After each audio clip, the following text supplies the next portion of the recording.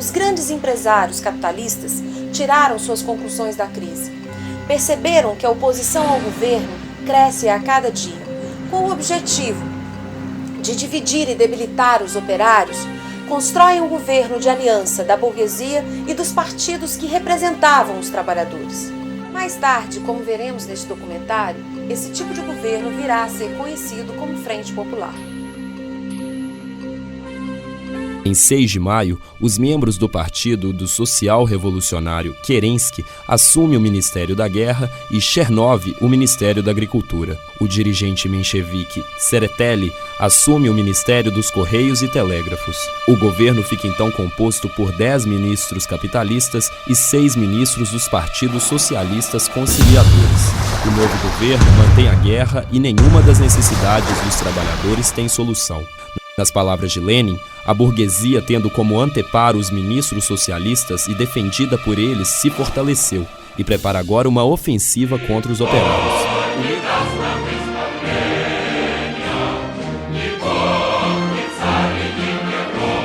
O mês de junho tem início com um grande acontecimento: o primeiro congresso dos soviets de operários e soldados de toda a Rússia.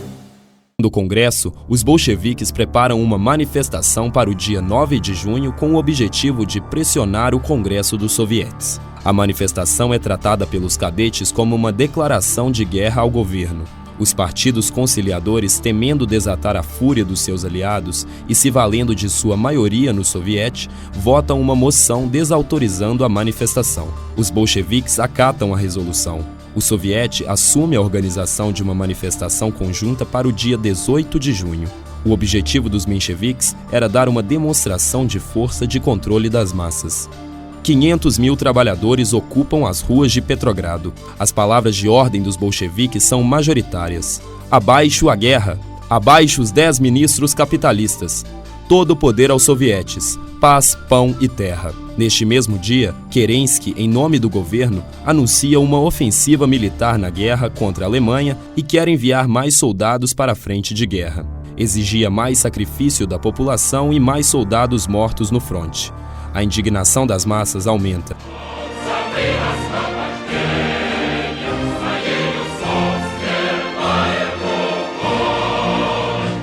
A indignação e paciência da vanguarda da revolução, dos operários e soldados de Petrogrado chega ao limite. As filas de pão cresciam cada vez mais, a inflação disparava e os salários não podiam comprar nada. Mas há uma profunda diferença entre o estado de ânimo das massas da capital e das províncias. Na capital, os operários e soldados estavam em rebelião aberta contra o governo. Os camponeses ainda tinham ilusões nas promessas do governo. Notícias de que regimentos leais aos bolcheviques iriam ser enviadas para a frente de batalha agitam os quartéis em Petrogrado. Os soldados começam a organizar uma manifestação armada. A notícia se espalha nas fábricas. Na tarde do dia 3 de julho surgem manifestações espontâneas no bairro industrial de Vyborg contra o governo. O 1º regimento de metralhadoras sai às ruas e outros regimentos também acompanham.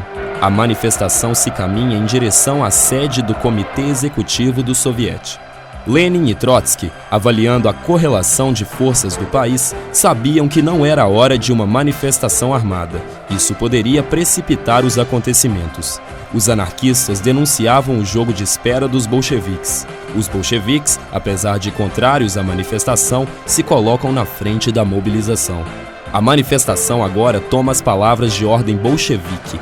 As faixas e cartazes diziam: abaixo os ministros capitalistas. Todo o poder aos sovietes. A passeata segue em direção ao Comitê Executivo dos Sovietes.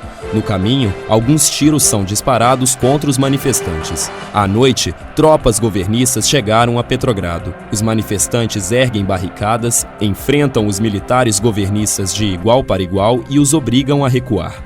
Os manifestantes finalmente são recebidos na sessão do Comitê Executivo. Exigiram que os capitalistas saíssem do governo e que o soviete tomasse o poder e distribuísse a terra. A sessão, naturalmente, era interrompida a cada instante. Na porta do Palácio Taurida, milhares ficam à espera do resultado. Os conciliadores se recusam a ceder e se agarram à burguesia. Por fim, já na madrugada, a multidão cansada se dispersa.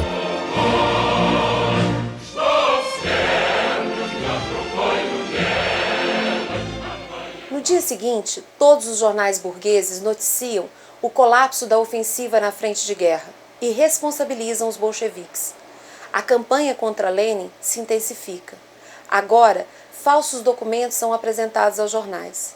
Antigos agentes da polícia secreta aparecem como testemunhas de que Lenin recebia dinheiro dos alemães. A prisão de Lenin é decretada pelo governo. Lenin passa à clandestinidade. O governo passa à ofensiva. Os regimentos militares mais revolucionários de Petrogrado foram dissolvidos, transferiram-se cerca de 90 mil soldados para outras guarnições e outros tantos foram indiciados judicialmente. Os operários foram desarmados e as milícias dissolvidas. Kamenev, Zinoviev e Trotsky são presos. A sede utilizada pelo partido foi retomada pelo governo e a do jornal destruída. O partido viu-se de novo praticamente na ilegalidade. Mas o partido estava preparado para isso. Os conciliadores aprovaram no soviete que o governo passaria a ter poderes ilimitados, já que este estaria em perigo à revolução devido à ação dos bolcheviques e dos alemães. Nessa conjuntura adversa, se reúne o 6º Congresso do Partido Bolchevique. Os delegados decidiram suprimir temporariamente a palavra de ordem, todo o poder aos sovietes. A organização dirigida por Trotsky, que contava com 4.000 integrantes em Petrogrado, entra no partido. Os 175 delegados representavam 176.750 membros.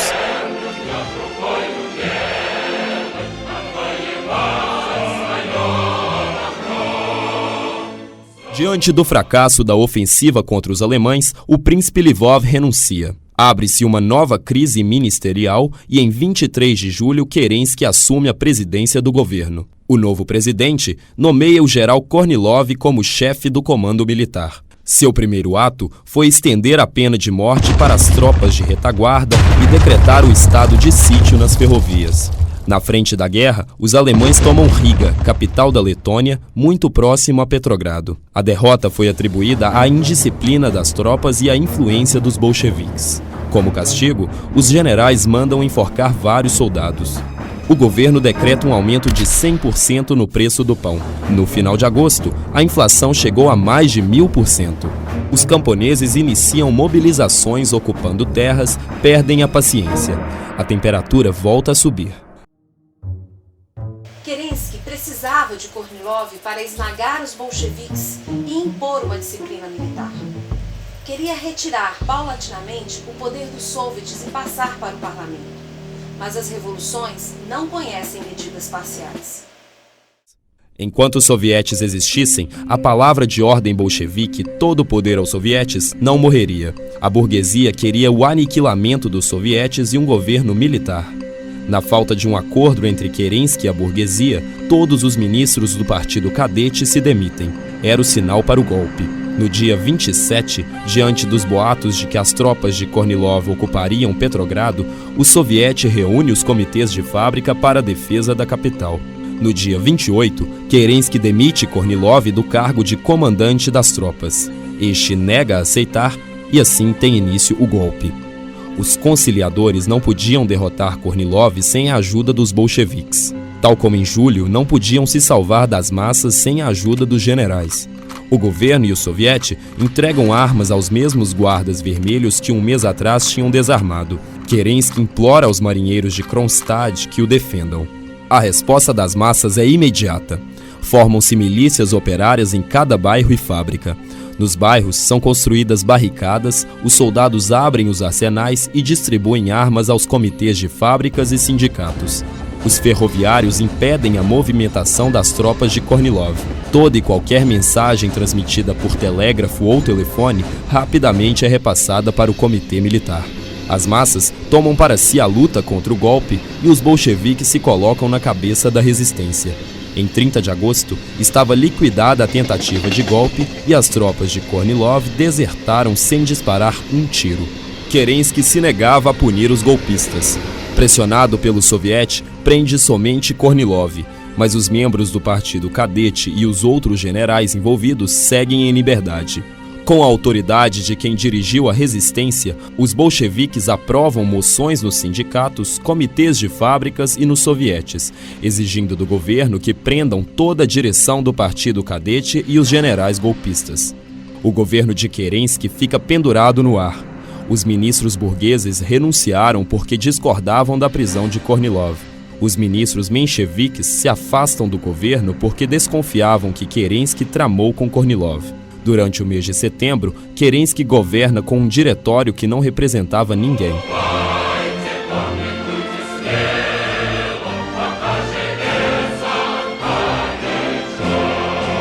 Em 31 de agosto, os bolcheviques ganham uma votação no Soviete de Petrogrado. A moção exigia todo o poder aos sovietes. A moção também sai vencedora no Soviete de Moscou e Kiev.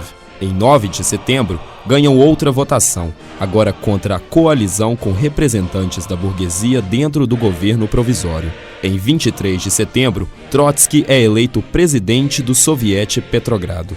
A influência dos bolcheviques cresce e nas grandes capitais do império elas são maioria, mas os conciliadores ainda detêm a maioria no Comitê Executivo Nacional dos Sovietes. Lenin desafia os mencheviques e os socialistas revolucionários a tomarem o poder. Diz que os sovietes têm novamente as tropas à sua disposição. Era a possibilidade de que os operários, soldados e camponeses tomassem o poder de forma pacífica. Esta oportunidade era inédita na história. Lenin, então, assume o compromisso de que os bolcheviques atuariam lealmente no interior dos sovietes, exigindo somente como única garantia a completa liberdade de crítica. Era a chance de acabar com a guerra. Os conciliadores se negam a tomar o poder e se voltam para os braços da burguesia. O segundo congresso dos sovietes de toda a Rússia estava marcado para o dia 20 de outubro. E estava claro que os sovietes exigiriam o poder e condenariam a aliança com os ministros burgueses.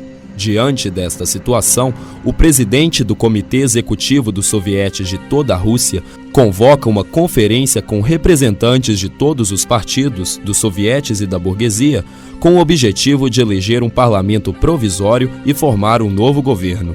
Como os conciliadores estavam em minoria nos sovietes, o plano era esvaziar o poder dos sovietes. Em vez de tomar o poder, queriam entregá-lo às instituições da democracia burguesa. Este foi um dos momentos mais críticos da Revolução, como nos explica Trotsky.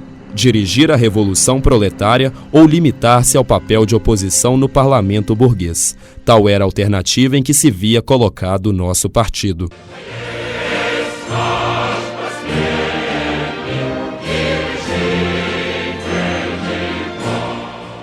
A direção do partido vacila sobre se devem ou não entrar no parlamento. Trotsky e Lenin defendem o boicote ao pré-parlamento. O Comitê Central, pela diferença de um voto, decide pelo boicote. Os delegados do partido à conferência começam a chegar de todos os recantos da Rússia. Em uma plenária, estes delegados apoiam a posição de Kamenev e decidem pela participação na conferência. Lenin exige a convocação de um congresso extraordinário do partido. Os organismos de base do partido se rebelam e votam pelo boicote, pressionando a direção. Em uma segunda reunião do Comitê Central, somente um voto pela participação no parlamento. Trotsky convence os delegados à conferência do boicote. Em nome dos bolcheviques, pronuncia o discurso: "A revolução está em perigo. Todo o poder aos sovietes." Os bolcheviques se retiram. A Rússia era um país de maioria camponesa. Assim, o destino da revolução implica em uma aliança entre a classe operária e os camponeses que constituíam 80% da população. O partido que representava os interesses dos camponeses no governo provisório, o social-revolucionário, havia prometido a reforma agrária, mas foi incapaz de realizá-la. Pois não se tratava de enfrentar somente o interesse da nobreza latifundiária, mas os dos bancos que eram os verdadeiros donos das terras hipotecadas dos nobres. No início de setembro, os camponeses perdem a paciência e tem início uma verdadeira revolução no campo. As terras são ocupadas, as mansões dos nobres incendiadas e a colheita expropriada sob a direção dos sovietes dos camponeses. O governo envia a odiosa tropa dos cossacos para reprimir. Os camponeses chegam à conclusão que tinham um único aliado, a classe operária e um partido que defendia seus interesses. Trotsky dizia que era praticamente impossível tomar o poder em outros países sem estudar profundamente a Revolução de Outubro. Ele dizia que para tomar o poder em outubro, na Rússia de 17, eles tiveram que estudar profundamente a Revolução Francesa, a Revolução de 1848, viver 1905, e ele dizia que as lições de outubro não estavam de conjunto tomadas, e falava isso na derrota da Revolução Alemã em 1918, em que, na verdade, por insuficiência ou pela inexistência de um partido revolucionário que dirigisse ou que tirasse todas as lições, que conduzisse a uma estratégia revolucionária com todas as táticas necessárias, acabou sendo derrotado. E ele chegava à conclusão que mesmo nos países mais desenvolvidos, que mesmo naqueles em que o proletariado tinha uma larga história de luta, era impossível tomar o poder espontaneamente. Que a burguesia ou qualquer classe possuidora poderia fazer isso, mas que o proletariado precisava de um partido revolucionário que tivesse uma estratégia clara e táticas adequadas para levar a vitória e a insurreição. E a Revolução de Outubro tem lições que passaram depois a ser negadas de forma consciente, tanto pela social-democracia como pelo stalinismo. Na Rússia de 17 existiram inúmeras polêmicas, inclusive no interior do próprio partido bolchevique. Durante a Revolução ou perante a Revolução, os mencheviques e os socialistas revolucionários, por exemplo, não tinham como estratégia a tomada do poder, não tinham como estratégia a expropriação da burguesia ou a ditadura do proletariado. Tinham como estratégia alargar a democracia contra o socialismo. Uma parte, inclusive, do próprio partido bolchevique, nos primeiros meses da Revolução, logo depois de fevereiro, até abril, até a chegada de Lenin na Rússia, tinham, perante a Revolução, de fato, uma estratégia que não diferia muito da dos mencheviques. Defendiam uma ditadura democrática do proletariado e do campesinato, que, em última instância, significava a manutenção ou o apoio, a consolidação, né, de uma república democrática burguesa na Rússia. Na verdade, viam como a Revolução de Fevereiro. Não tinham como estratégia uma insurreição em outubro. É Lenin que volta em abril de 17, né, e localiza que a estratégia é a tomada do poder, nas suas teses de abril. E essa não é uma discussão qualquer, porque é uma discussão onde se confunde estratégia e tática. Quando Lenin chega em abril de 17 na Rússia, ele faz uma discussão, né, de que é necessário ser oposição ao governo e propõe, inclusive, né, se levanta nos soviets, pela primeira vez, uma proposta estratégica de derrubada do governo, que, como uma ação imediata, era uma ação ultra-esquerdista, mas como uma estratégia, era uma estratégia absolutamente necessária e válida para quem tinha que tomar o poder. No caso, a maioria, no primeiro momento, do que era o próprio partido bolchevique, né, discutia que o próprio discurso de Lenin, em abril de 17, era um discurso ultra-esquerdista e confundia a tática com estratégia.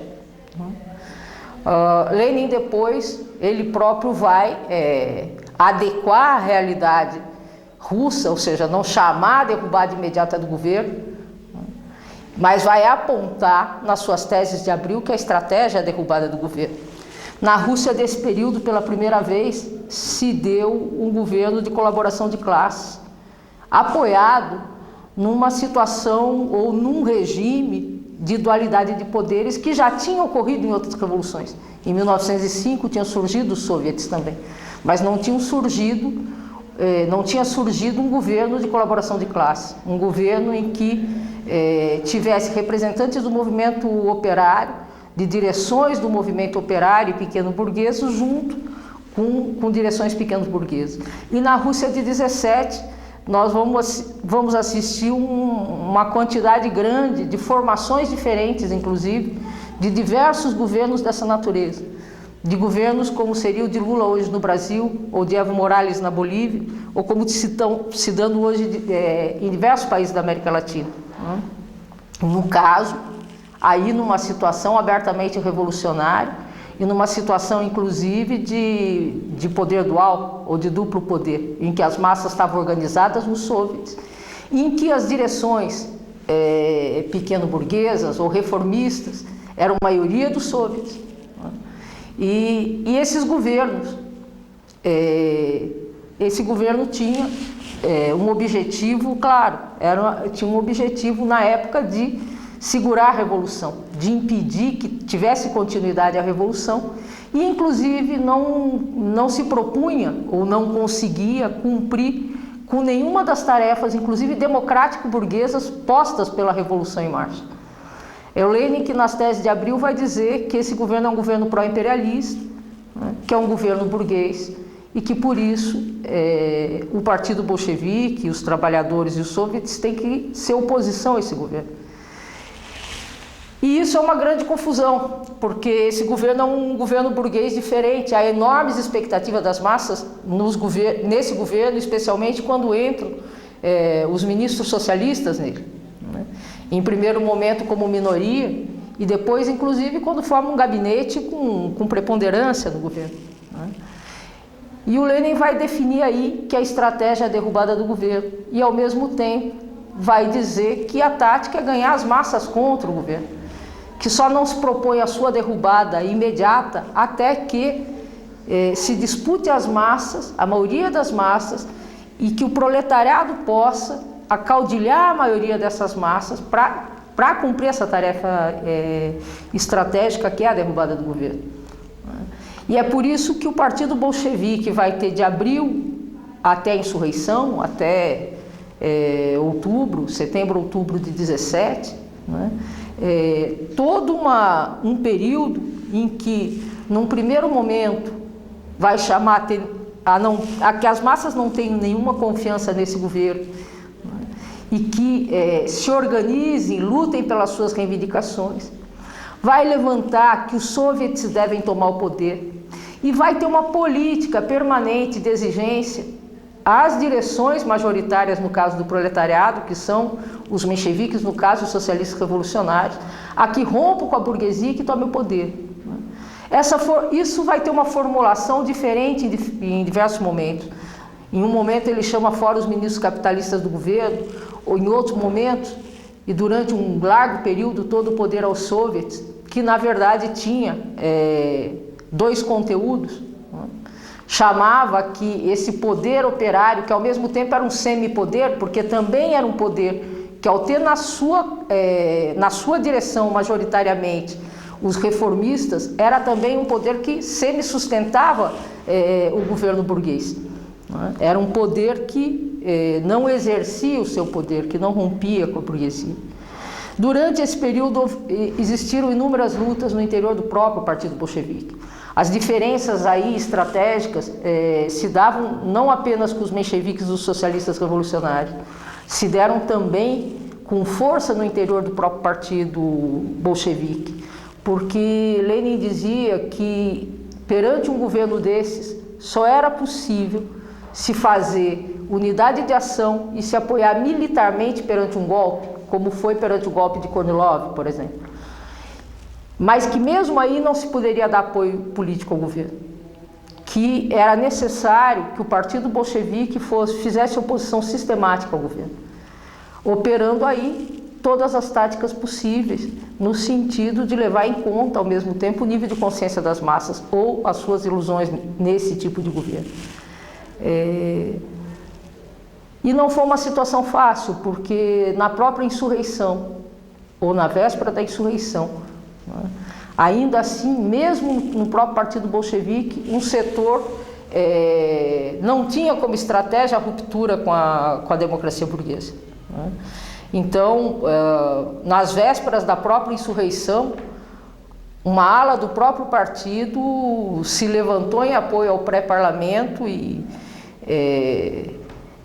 a tentativa de alargar ou de terminar a revolução na instauração de uma república democrática burguesa na Rússia.